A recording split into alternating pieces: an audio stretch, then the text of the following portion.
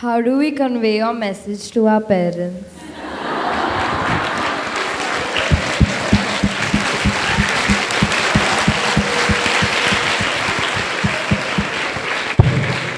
Please sit down, please sit down. You should talk it out, even though they may not like it. Parents, I used to tell my daughter that about you, someone should not come and tell me. About you, you should tell yourself. You want to tell anything, parents? Parents, keep the channels open, don't close. Closing is the worst thing in life. If the child is scared of you, that's the worst thing in life. Then they will tell somebody.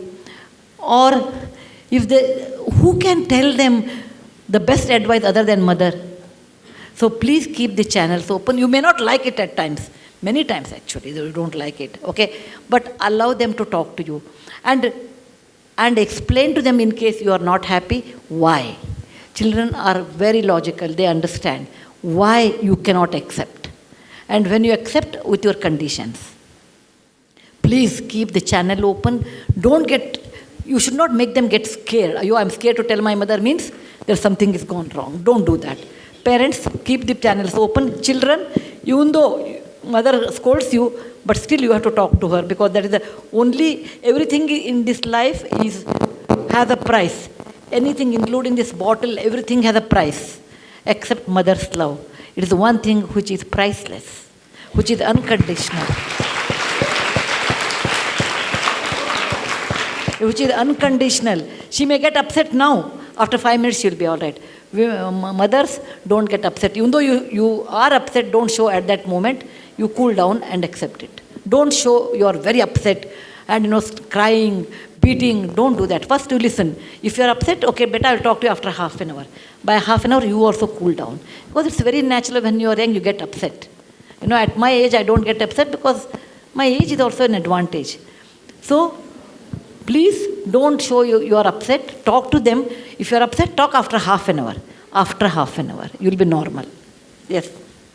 Good afternoon, ma'am. So, I just wanted to ask you, what drew you to philanthropy? In India? In India. In Maharashtra? In No. Karnataka? Where do you want? In India, I Okay. have read all about your books, and it really inspires me how all over India you've done so much for the underprivileged and all these people. So I just wanted to know. Yeah, I work all over India, including Jammu Kashmir. Please sit down, beta. Northeast, everywhere. For the last 20 years we are working, and we are working school children, building schools, building toilets actually. My first project was building toilets. We built 14,000 toilets. 14,000 toilets, 4,000 flood houses, handled 7 national calamities like earthquake, tsunami, floods, drought, in every field. Right now we are working in drought. In south of Maharashtra we started working. So we work in different areas for the last 20 years. And that I like that job, and that's the reason I say every day is a holiday for me, because I like my job so much. Good afternoon, ma'am. Ma'am, so in one of your quotes, you had said that you don't have a syllabus in life, you don't have a question paper, right? Miss, you had said in one of your quotes. No, I didn't get, come again. One doesn't have a syllabus in life nor a question paper. Miss, but how don't you have a model answer paper, miss? Because the experiences that you learn from others, doesn't that become a model answer? In life, there is no perfect answer. See, in college and school, you have syllabus. Okay, between this and this chapter, if you read, you know how to answer. And you know examination dates also. After you pass out after your degree and go to a job, every day there is a crisis. Some days you may not have crisis. Some days you get all the crisis in one day. The ability to handle crisis, if you learn, then you will not have problem. Don't expect life will be very smooth. It's only in a movie. You meet a hero and get married. He will be in a big job. Everything is fine. One day the villain comes. In real life, not that. You may be very good worker. Your colleagues may not be good with you. You may be an excellent daughter-in-law. Mother-in-law may be a little nasty. Okay, these are all part of life. But nobody remains. Please remember, Every difficulty is a helium balloon. It is not I have told. This one Dimple Kapadia told. I liked it. Every difficulty in life is a helium balloon, and sometimes it stays with you and then it goes up. She is not a graduate, but the kind of statement she made, I liked it a lot. So please remember, in real life, undefined problems will come. If you are intelligent, you don't have to have your own experience. Okay, I will fail and I will learn. No. I will see somebody has some difficulty, how they passed out, or how they failed. Learn from them, and if you incorporate, you are a very smart person. If that failure affects you and you learn from your own hard work, you are an average person. Even though you fail and if you don't learn, then you are really a dull person. These are the three classes in real life. Learn from others' mistake, learn from your own mistake, don't learn from your own mistake. So try to become number one, learn from others' mistake. And if not possible, learn from your own. Don't ever think of the third degree. Okay, fine.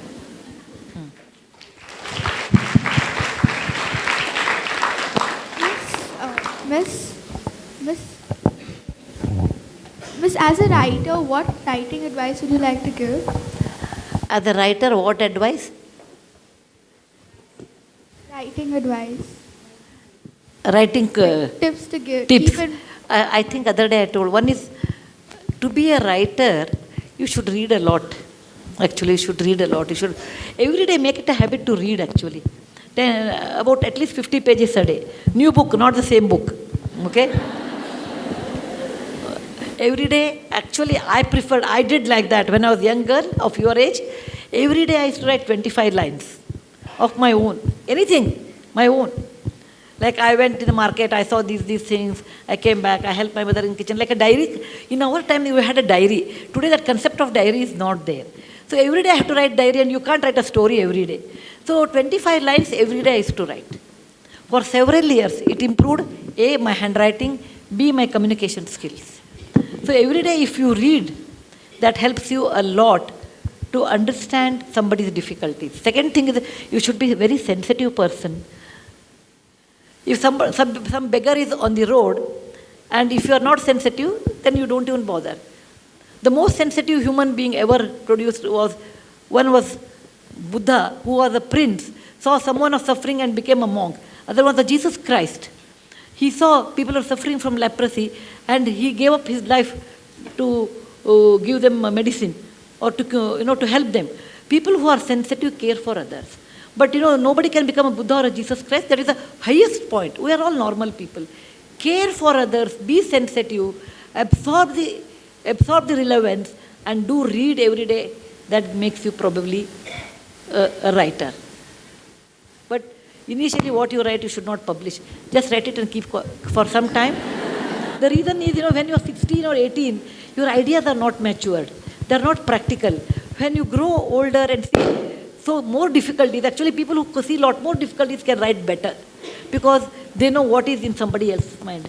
If you are always, you have always money, you are always successful, then you may not be able to understand people who are not successful, what is their mindset. So you have to undergo all these difficulties to write better.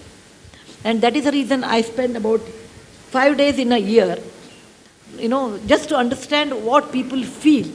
5 days in a year, what I do, in a temple, I wash vessels.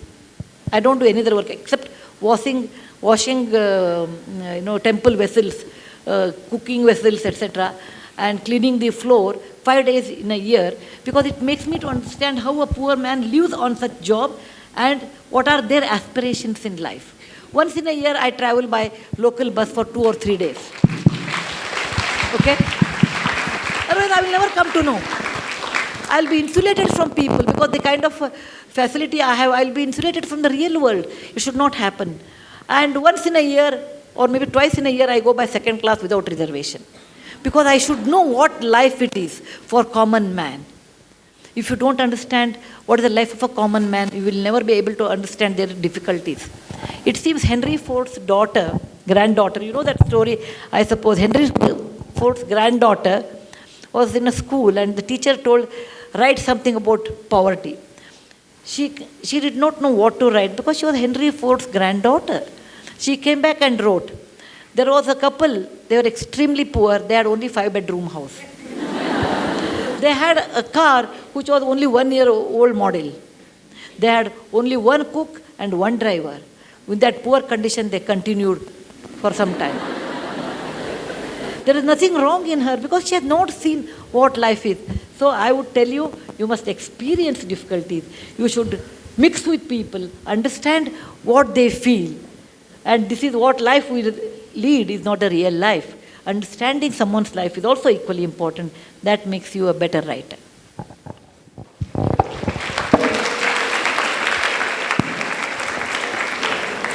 Good afternoon, ma'am. Ma'am, what is your... Good afternoon, ma'am. Ma'am, what inspires you to do so much every day? Like, what is your inspiration? My schedule every day. Your inspiration. My inspiration are poor people, actually. My inspiration are poor people because when I look at them, I always say, everybody wants to be born in a rich family. Everybody wants. Because it's a natural desire, no? You get good education, good food, good facility, everything. But there is an invisible line between poor and rich. Why people are born there, we do not know. There is not invisible, there is a visible line. There is somebody's decision that why somebody has to be born in that family, in that line, and why here. And we don't have control on that. So people who are born that side of the line, they may be as talented as you are, but they have less opportunity. And as a human being, I feel, I personally feel, I don't require that kind of a wealth to lead a normal life. Actually, in real life, people have a lot of misunderstandings regarding wealth. You have a lot of money, you live happily. No, money is only a facilitator in life. But you cannot eat golden rice. You eat the same rice. You really don't require the huge wealth to be happy in life. You require a mindset to be happy in life. So I always feel the money which is given to me, I'm a daughter of a college professor, doctor, and granddaughter of a school teacher, which was a middle class life. And I think when the money was given to me, it has given for a real cause in life. The cause is to help people on the other side. And that's the main strength or inspiration for me. You to start writing books. When I started writing, as a schoolgirl of your age, I used to write a diary, 25 lines a day. Maybe I was 8 years old, I think. I started writing 8 years old, 9 years old, only 25 lines. By 16 or 17, I used to write good essays, actually. I remember when I was 16, I wrote the India... people who are born after death of Gandhi. I wrote something, the India I have seen, I won't remember the title now, after death of Gandhi, what I see in India or something like imaginary things. But I never published anything. When I was 20, I think I started publishing short stories, small one. But my first book came when I was 28, I think. 28. But I wrote maximum number of books in the last 20 years. Because with Infosys Foundation, I started going to all corners of India, meeting film actors, politicians, prostitutes, Devdasis, Kamatipura, schools, Army Navy camps, Ladakh region, Northeast region, and working in hurricane. All these experiences taught me the reality of life, and I could write more. But I started my first book, I think, was published when I was 28, I think.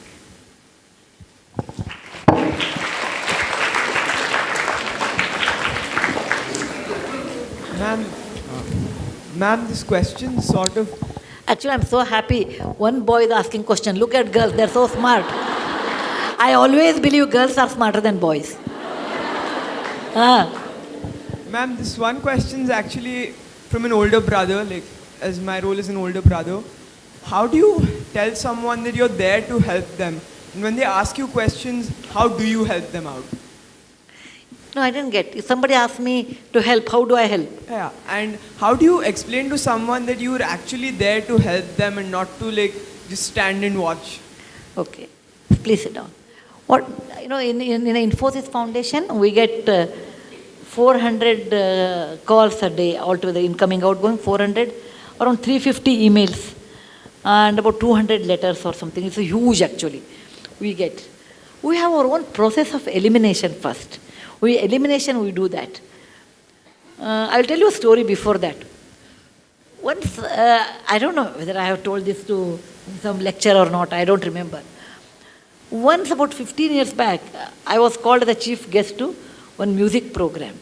And normally I go a little early than the schedule because I don't like to go late. It's a bad manners.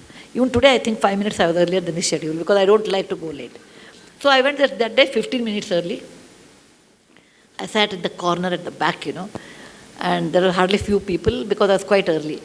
2 women, well-off women, with their diamond earrings and silk sari and all sitting and talking, and they were making remarks. My daughter is very dull. The second one told, how she will get married, I'm worried. I said, no, she should take up a job, then the boy is like a girl who is employed. So she said, yes, I was thinking, she said, okay, why can't she become a teacher? Then she told, no, I sent her to school and they said she is not capable, sent her back. Then she said, oh, tell her to do some social work. Then the other lady said, is it that easy? Yeah, it's very easy. You have not seen Sudha Murthy? Every day she comes in the paper. Her husband has earned money. She doesn't have a brain. So that's okay. That's okay. That's what they think. So she writes a check. Every day she comes in the paper. So your daughter can become a social worker like her. I said, okay, now let me talk, because there's something connected to me. So I tapped their shoulders and said, have you seen Sudha Murthy? Have you met her? Oh, of course we met her. They said, when did you meet her last? Today morning. I said, same Narayan Murthy's wife? They said, yes. I said, I am Sudha Murthy. No, that lady looks at me and tells, oh, you have changed so much from morning to evening.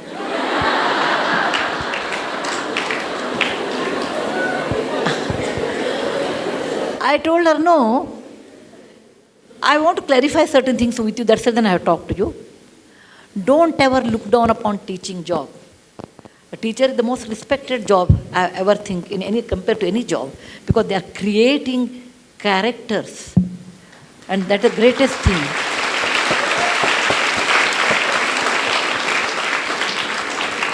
Look at software people. What do we create? Only programs.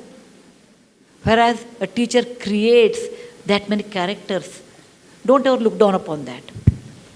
I said, if a doctor makes a mistake, the patient will go 6 feet below the ground. If a magistrate makes a mistake, the person will be hung 6 feet above the ground. If a teacher makes a mistake, the entire batch is wiped out. And it is such a sacred job. Don't ever look down upon that. Coming to social work. I said, just because one has money, one won't become social worker. One can be a donor. A person sits in front of me in 10 minutes, I should measure whether he or she is eligible for the help what you give. It is only a lip sympathy we talk. If I am giving money, how much I should give and when I have to stop. That means I have to assess a person sitting in front of me in 10 minutes. It's not like 10 days or something time I don't have, because I will have 17 appointments a day. So when a person comes to meet us and asking money, before that we do homework. For what they are asking, I have a loan of 50,000, we don't give. I am building a mandir, church or a masjid, we don't give. I'm a Brahmin. I said it is not a criteria to be in life. You belong to one other community. I'm a Kannadiga, very good, but we don't give any money. I belong to Congress or BJP, we don't give any money to such. So we go on eliminating first. Then it comes to hardcore.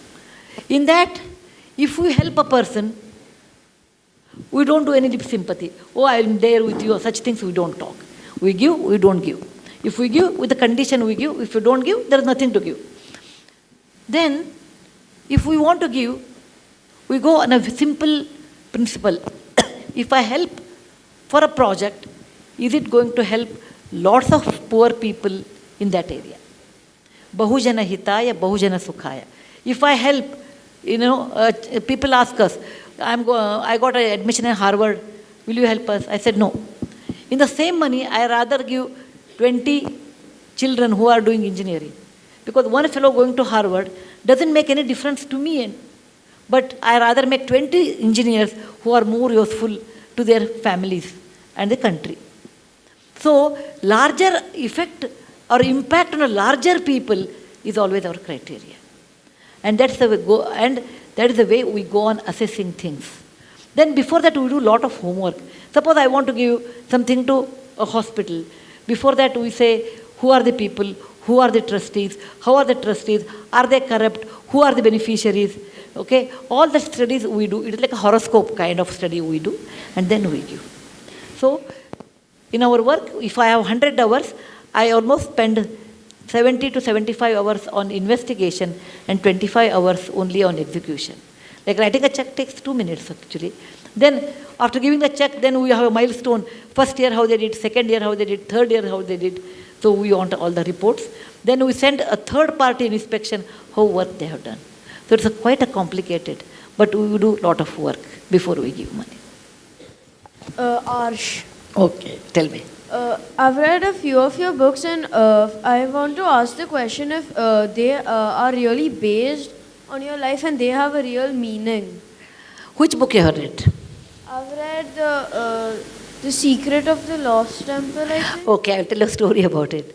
I know the real things I will tell you. There are some books which are 100% real or 99% real. 1% I change the name, make the situation different. Wise and otherwise, the day I stopped drinking milk, how I taught my grandmother to read, they're all real. The old man and his God, they're all real stories. For children, grandma's bags of stories, magic drum, the bird with the golden wings, they're all imaginary. Whereas this book, the Magic of the Lost Temple, is 50%. I have a granddaughter by the name Anushka, and she is 4 years old. I'm assuming when she is 10, she will be like what I have written there. And the grandmother in that is me.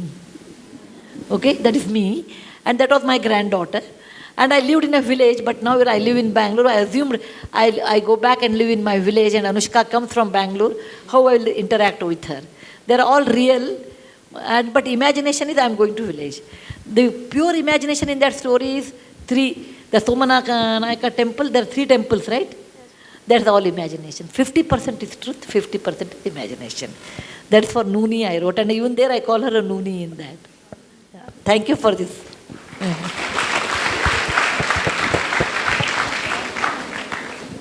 Good afternoon, ma'am. Where are you, beta? Huh? Yes, miss. Huh. Miss, I would like to ask you, would you like to share with us some of your experience with Infosys? Which one? I have written that in one of my books, but which one you call?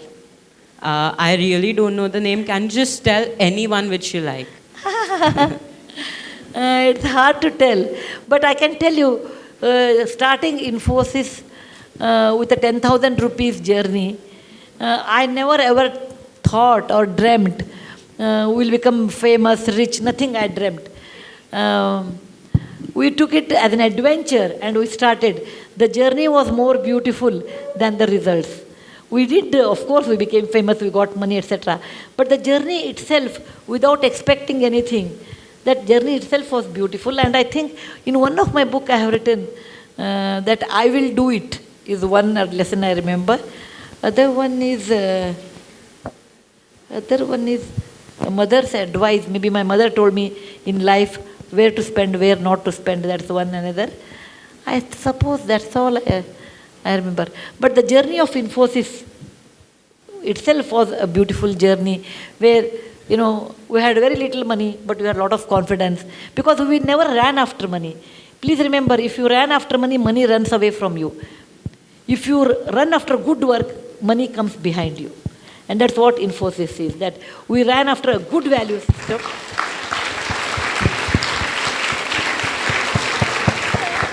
And money came. But if you wanted to make, we never thought of making big money, etc. My idea when we started Infosys was, I want to have a scooter and a 2-bedroom apartment. That's all my aim was there at that time. I never aimed money in my life at all, any moment of time, because money never fascinated me. It is the book which fascinated me. It is the knowledge which fascinated me. It is the children who they fascinated me. So my fascinations were so different. So money never fascinated me. So the journey of Infosys was more of our value system, how we ran. and with absolutely no money and absolutely nothing. We felt bad also. I used to drive the car. Later we had a car. I was a driver for a long time to drop everybody, pick up everyone. Then we all stayed in one house. Rohini Nilekani, myself, and Sudha Gopalakrishnan. We used to cook. I never used to cook. They used to cook, but I used to take the food. So we lived like a joint family for some time. And my children were looked after by Rohini Nilekani. They will not do office work, whereas I will do my office work. She will do other work. As I used to be, if programmer is on leave, I will go and do programming. After all, it was a journey of our 5 fundamental founders lived in a joint family, or different language, different community, different state, lived like one family, and lived with a value system. And that's what I can call our journey.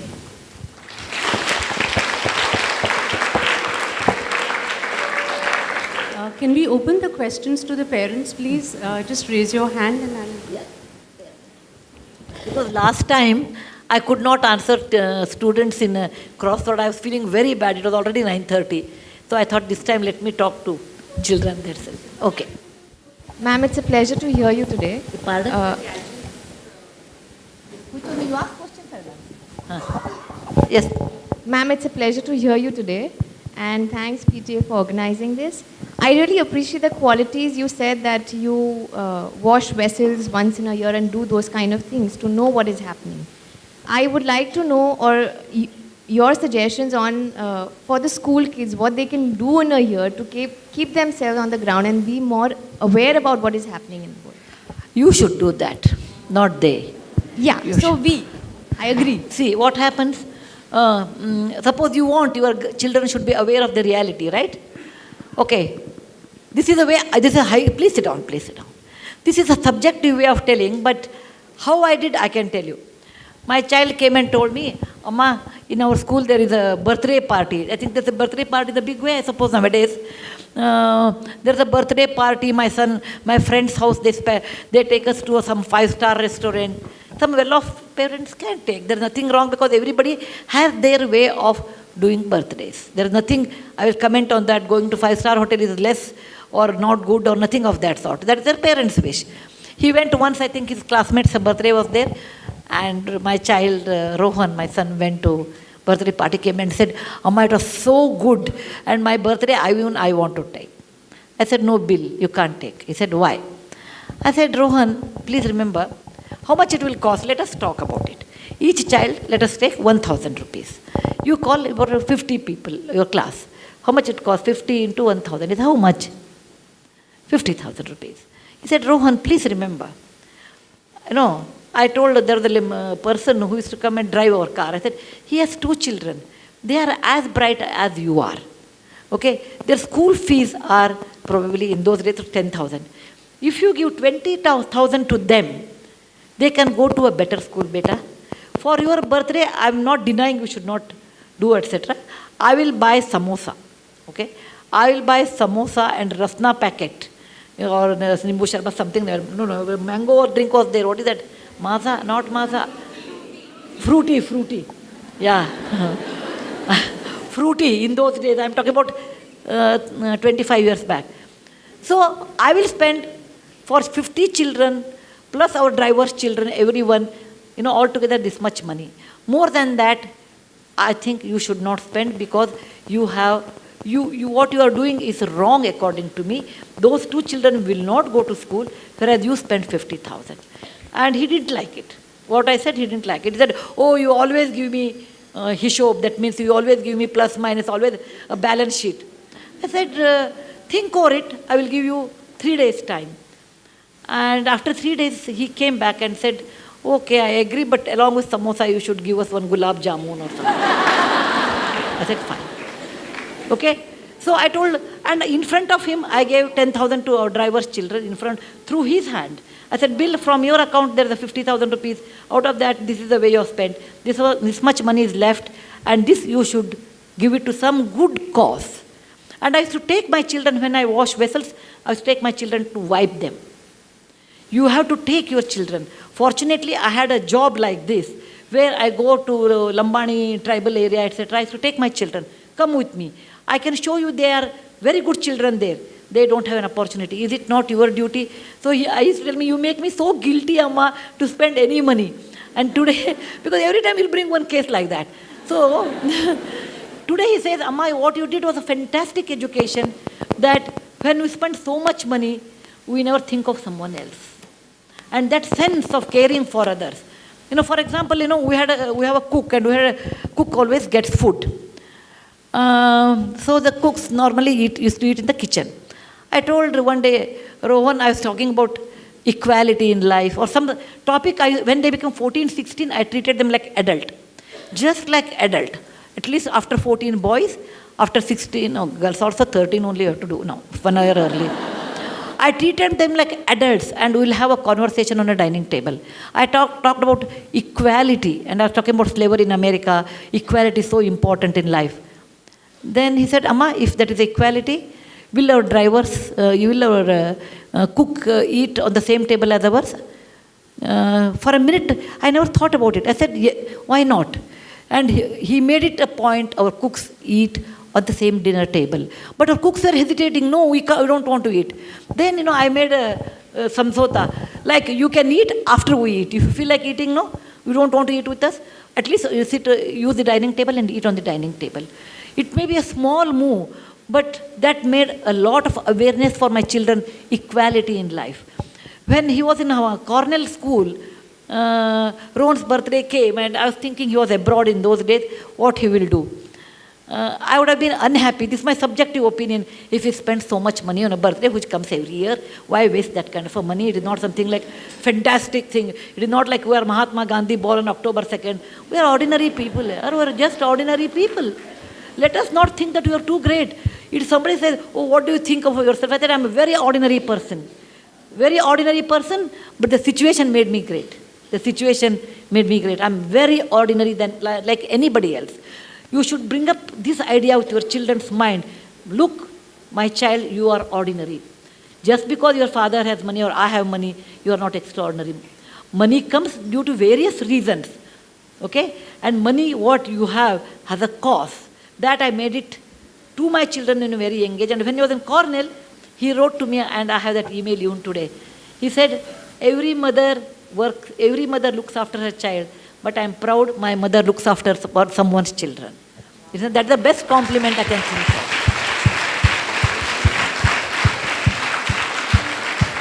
He got a scholarship. Then he got a scholarship, and he sent the very little money. He must have had 1 lakh rupee or something, not great money. He wrote to me, Amma, this money should be spent on my birthday to all those Jawans who died in the parliament attack in 2001. They died there so that we can live in free democratic India. It is not a big money. It is not a big money. But that idea of sharing wealth with somebody, idea of being sensitive someone is poor and they have a right to live, and making equality along with our own driver and cook, such ideas you have to initiate to your children. That is very important. Most of the time we don't do that because we think what others will think, what is the status. Suppose my neighbor comes, my cook is eating on the dining table, what they think of us. All those false values, all those tightened compartments we build around what people think. Let them think what they think. You cannot live on people's opinion. You have to live on your own opinion. And that you should understand to tell your children. Children will be, for many years, children will carry your values. Later, once they are married, their wife's value, once they are exposed to different values, that goes on changing. But to some extent, great extent, you can reflect it. Yes, please. Good afternoon, ma'am. Yeah. This lady wants to, yellow dress, she wants to ask. Yeah. Good afternoon, ma'am. Who is that? Ma'am, this is here. Good afternoon. Thank you. It's a lovely afternoon. You have given us a very beautiful lecture as well as a very good knowledge. My last question, probably there may be many parents like me must be wanting to ask questions. One challenge which I am facing these days is gadgets. So how to correlate a story to have a restrictions on the gadget on my children or many parents like me? I'm sure. Thank you.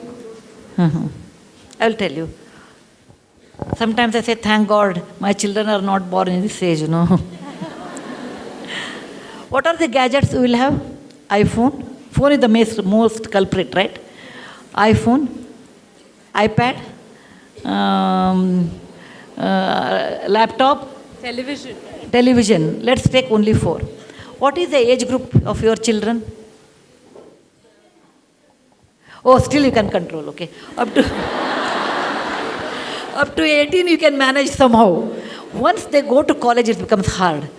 But again, okay, 10 and 13 still you can manage. Put the switch off TV. You don't see TV. Put off. Sell the TV. No see TV at home. Or if you have TV and they're really fond of TV, as a dessert, 10 minutes. Okay, as a dessert. Okay, put it off. Second thing, you have to tell children why not TV. Because once I told some film actor that one, anything, I can give a sermon, 2 people will understand. I can write a book, 10 people will read. If I act in a movie, thousands of people will understand. That's the reason Dangal is very, very good social message, because entire country celebrates the birth of a daughter now. So, what you see in television, children absorb it with a high density. Most of the serials, with all ornament, fake though maybe fake, lot of ornament, big sindoor, and actually I'm wondering who wears that kind at home. I've never seen somebody wearing. And that chakpaki ka sari, red color, pink border, pink color, black border. And I wonder how do they work at home with that kind of a sari, because even with salwar kameez, it's so hard to work at home. And they must be having 10 cooks at home, I feel, when I look at that. They're all unrealistic. You have to tell children, beta, they will make money. To make that money, they will add all these spices. But in real life, no family lives like that. So, I went to somebody's house. It was about 15 years, 20 years back actually. That day it was a Draupadi Vastraparana was there. And my friend's daughter was getting married. So she said, Sudha, the marriage at 6 o'clock. I said, what, 6 in the morning? December 6 in Bangalore means temperature is 10 degrees, 12 degrees. Who will come for Muhurta? She said, the Pandit said, today the Draupadi Vastraparana, 9 o'clock is serial, and 6 o'clock is one Muhurta. Other Muhurta is at 9 o'clock, and I will not conduct your daughter's wedding. 6 o'clock was the wedding Muhurta. So, you should see TV, but to not an extent become addictive or its slave. It may be TV, it may not be TV. In general, slavery is bad. It could be for gutka, it could be for cigarette, it could be for alcohol. Because, my next book is going to come with alcohol anonymous work, how people become alcoholic, how women become alcoholic, how parents seeing that children become. So on that I'm writing an essay, and for that I'm working on with alcohol people now. What makes them? They say any addiction is bad. It may be too much work, too much movie, too much television, too much eating. Anything too much is bad. Don't think watching TV is bad. Anything too much is bad. Anything too much is very bad. And that you have to tell children. Look, even I like to see, but I'm not seeing because I feel it's a waste of time. It don't happen in one day. It takes some time. And then they appreciate. Now coming to iPhone, iPad, okay? As a children, if they don't require, don't buy iPad. If they don't require, don't buy iPad. Don't give birthday gifts as iPad, iPhone, don't give. Tell me 10, 13 years why they require a phone. Give me one reason why do they require a phone. You want to call someone, call on the landline. Whom they can talk. You have to say that, why do you require a phone? Phone is meant for those people who are extremely busy, they have to communicate something. You are going school-going child, why do you require it? So you say, I require phone only to talk when it is needed. You don't talk 2 hours on telephone to your mother, sister. You should not do that. I always tell, I will not talk to you for 2 hours. If I want to talk when children sleep, my sister is abroad, we want to talk sometime. When children sleep at 4 o'clock in the morning, today morning also, that habit has continued with me. If I have to talk to my brother and sister who are abroad, 4 in the morning I will call before children get up. 4 o'clock, 4 a.m. to 4:30. Because I want to communicate, but I don't want my children to say, you talk to your mother and brother half an hour and you tell us not to talk to my friends. Children give you that kind of a reply because they see. First, you have to restrain and tell children anything too much is bad. It is not TV, it is not iPad. Any habit, if you go in deep, is always bad. Okay? That's the one way. Second thing is, you sit with them and start reading with them. Nothing like reading, nothing like quiz. Okay? Or I will tell you half story, you continue. Or you tell me what happened in the class. Okay, and you have to keep a channel open, talking about your school, your teacher, and they may use saying the teacher was not good. Never ever encourage such things. No, teacher is always right. Maybe you have mistaken. Never ever tell child your teacher is wrong. If you feel, maybe you can talk to a teacher, but never do that in front of a child. No. Yes, beta. Sudhaji, we are very happy to have you here, and there's a lot of extraordinariness in the ordinariness that you have projected. Leave it. Huh. But let us Tell know me the question. Let us let us know something about the harmonious relationship that you have with your husband, because one of the challenges that today's generation face, especially when two people are working as husband and wife, is to have a harmonious relation. I don't mean in terms of, the love which is deep inside. That is what I mean to say. No, I make a joke on that. I have a good I have a good relationship with my husband because we hardly meet.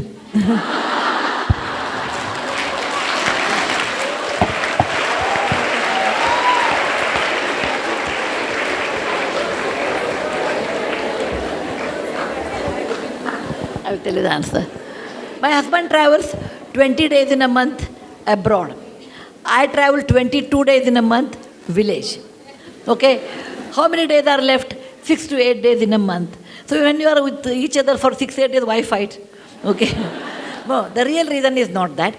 The real reason is, this is highly subjective, and I belong to one generation behind you. Please understand. I'm one generation behind you. The value system, the marriage, the commitment was so different than what it is today. You marry for life, that is the first fundamental thing. And my mother told me when I got married, if you fight with your husband and come back, I will not open the door. You have to adjust. And I married into a big joint family, which I was not used to. But one thing I realized, as a woman, every woman feels her husband should listen to her. Every woman feels. If someone says, I don't, then it's not correct actually, because that's what we expect in marriage. My husband should listen to me. Man also feels my wife should listen to me. That we don't worry. Over a period of time, I realized a person like Murthy, who eats, breathes, drinks Infosys, cannot spare any time for us, for the family. It is like a tapas. In olden days, Rishi used to go sit in a forest and do tapas. Today, you can sit in the electronic city and do tapas. Okay? The result of that tapas is Infosys. A son of a school teacher can build an empire like Infosys in one's lifetime of 30 years. It's not a joke. That means the person should be dedicated his entire life for that, dreaming about it, talking about it. Then what is his wife's duty? Expecting me, you have to take me out for a movie, you take me out for a sari birthday, you take me out for this. None of them are possible in his life. So accept a person as he is. That is what I tell women. Accept your husband what he is. What he is not, don't imagine he should be like a Shah Rukh Khan. No. Accept your husband, that bundle. Some good points, some negative points. Because I have some plus, I have some minus. Accept your husband what he is. And the moment you accept, life becomes easy. Second thing, little bit philosophically I thought. After some time, not immediately after marriage, maybe after 5-6 years I realized. Everybody, like what I told, everybody has his or her own life. I have been brought up in a different atmosphere. My father was a doctor. Murthy's father was a school teacher. There were 8 children, we were 4 children. When you are brought up in a different atmosphere, your way of looking at life is also different. Why should I accept my husband should say this is the correct and what he was brought up is not correct? Similarly, he may be thinking about me also same way.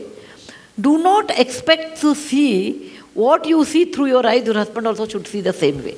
The moment you please give him a liberty or freedom what he likes.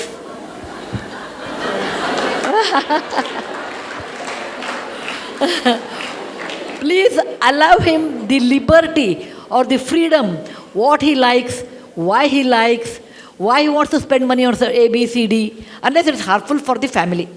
Suppose he gives little more money to your mother-in-law, little more money to sister-in-law. Let us assume that way. You may get upset for a minute, but you should also remember, whatever said and done, my husband used to do a lot more, actually. Lot more to mother-in-law, to his wife, compared to wife. Initially, I used to get upset, then I realized, I I knew my husband at the age of 26. First 26 years, who has taken care? She. She deserves more. She deserves more. Tell your mind, don't compete with her. After all, he was her son first, then my husband later. And this liberty gave me so much freedom not to contest with him for anything.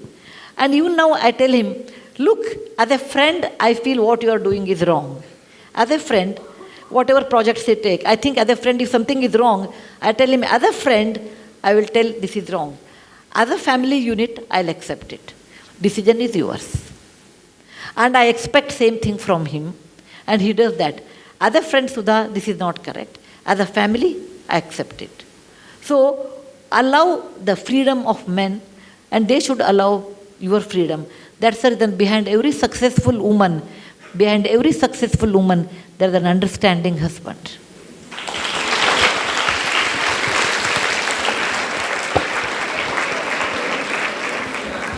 Ma'am, you are working from so many years actually till this age. How do you manage so many roles? How do you try to manage so many roles in a day in your life?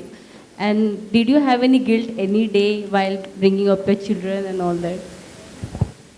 Please, I have no guilt at all. No guilt at all.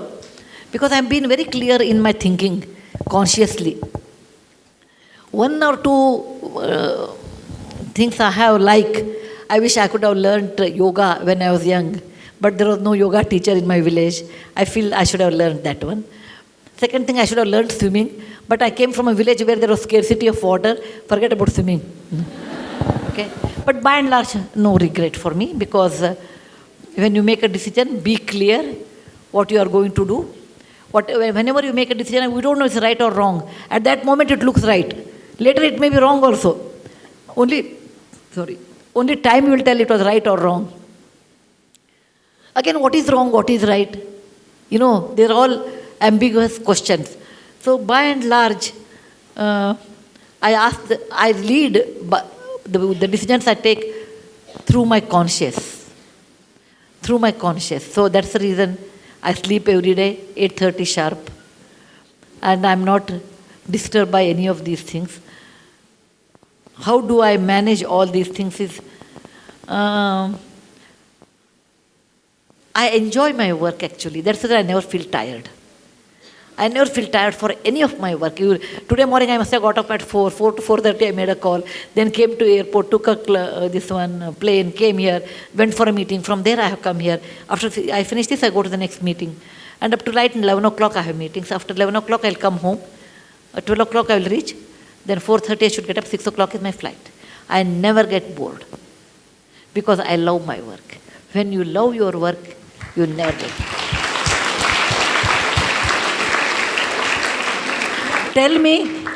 Tell me a job like this where I can meet so many people, so many children, so many people, learn so much from them. How many people will have this kind of an opportunity? So I love my job, so no strain for me. Second thing is, I don't spend any time on following things. Like I have never gone to market for 20 years. I have never gone to my market for 20 years. I really don't require anything from market. I don't attend weddings. Rarely I attend weddings. Rarely. Because I really get that much time, traveling for a wedding is quite a lot time, I feel. Third thing is, I have projects in my mind, one after another. I always keep serial projects in my mind. So I go on executing them, the next one. And writing gives me enormous happiness. So once I write, I'll rejuvenate myself. And I normally do not waste time in chit-chatting. There's nothing wrong in that, but I don't enjoy that. I rather convert that time for reading or anything. Basically, you should love your job, what you do. Then you are always young at heart. That's what I want to tell you. Good afternoon, ma'am. Ma'am, as you said right now, and in one of your interviews, you said that you have not shopped for many of years. So, how should we, in particular children, limit ourselves to not do something which we should not like? No. I've not shopped for various reasons. One is, it is a custom in South India. I think my next book is going to have that essay. It is a custom in South India, when you go to Varanasi or Kashi, you should leave what you like the most. The lighter side on this is, I asked Narayan Murthy, why you have not gone to Varanasi? He told, what you like the most you have to leave. So I have to leave you, so I can't go. It is a joke. The custom is, when you go to Kashi, you have to leave what you like the most. There's a custom in South India. My grandparents were very old and they wanted to go to Kashi and have a bath in Ganga like any religious people in India. And they could not do it because they were in a village, they were old also. So when I grew up, I went to Varanasi on their behalf, and I took water in my hand. I never thought about it. When the water was in my hand in the morning, and I saw sun and remembered the shloka, oh sun, you are the way. My grandfather was a Sanskrit scholar, so I learned Sanskrit in a very young age. We could converse in Sanskrit with him. So I took water in my hand and I remembered the shloka, oh sun, you are the witness in the Ganges, the Ganga of our country, who is a witness for all the civilization in our land. And then it says, I leave something to you. That struck me, what will I leave? Nothing, I became blank. Then I remembered, what is most important for a woman? It is shopping. Let me leave shopping forever to you. Oh, God. That's it. After I had my bath, I came up and I said, what did I tell? I leave shopping forever in my life? How can I do that? Then my mind said, my conscience said, nothing is impossible in life. What is there to shop in life? It's okay. I was, I think, 45 years old, 45 years old. I said, you have shopped 45 years. What is there? It's only a mindset. And believe it or not, I removed my mind from shopping and I have not gone at all. Or I don't even know what is existing, what is non-existing, how much it costs, nothing. It has given me a tremendous strength to control the mind. Like how Jains do. Jains have a very fantastic way of controlling mind. And that is the best way, that what you like the most, you should leave it. But still I buy medicine, traveling, books and all those things. Still I do. Some good friends give me saris, once in a year or something. For the last 5 years, even I stopped taking saris also. I said, why do I need? After 60, you should never accumulate anything. Because it's a time where you have to give away. So, when you make our mind, think over it and make it. Make it and then don't break it. So don't make it when you're 10, 15 years. Let it be some 35, 40 years. By the time you've seen enough in life. Yeah, last question, okay? Yes, beta. Let her ask. After all, a child. Huh. So some of the topics that you write about and that you focus on are very serious. Like? Like dowry deaths. I just read Wise and Otherwise. Uh-huh. What inspired you to stand up for all these? They're all real. Yeah. They're all real. I've seen dowry death. Then that's the reason I used to work in that area. Then I wrote it. What I see, I write. Okay. Ma'am, yeah. Miss, one of your stories was about how you helped two young boys who were underprivileged, and moving on in life, one became a shop. He owned a garage fellow. And one was a doctor. That Bombay doctor, car doctor. Yeah, and he charged you more in the pretext of charging less, and the other person gave you a sari for no cost. Ma'am, I just wanted your advice on how you judge people. I mean, how would you know what a person's intentions are, and how do you filter out yourself the people who mean well and people who don't? It's very difficult actually how to know what person is, because everybody talks very sweet to you. particularly when you have a lot of money to give, the people will be very nice to us. Okay? But if someone talks too much about me, I think ati vinayam durta lakshanam. That means this fellow, you never know. Second thing, if you don't expect anything, whether they give or not doesn't matter. But by and large, you can, over a period of time with your experience, 90% of the time you can make out what is their intention. And if someone says, okay, I will do all these too many things, then you have to take a pinch of salt. So by and large, we realize, but sometimes we do go wrong. It's the human nature. Greed it is not the people. Greed makes them to do that one. If you can make out that person has a greedy trait, then this fellow is going to googly to me later in life. Did you always know you wanted to write and become an author? Was that your passion from the beginning? Did I know diary? Did you always know you wanted to write a book when you grew up? No, actually, I was quite, please sit down. I was quite blank about my future when I was young. I used to read, go to school, learn, always reading. I have taken life as it came. But maybe by 16, I made up my mind what I want to become. I wanted to become an engineer and I wanted to write. So at 16 or 17, I decided what I want to become. Before that, no. Before that, like a carefree. It's okay. Thank you very much.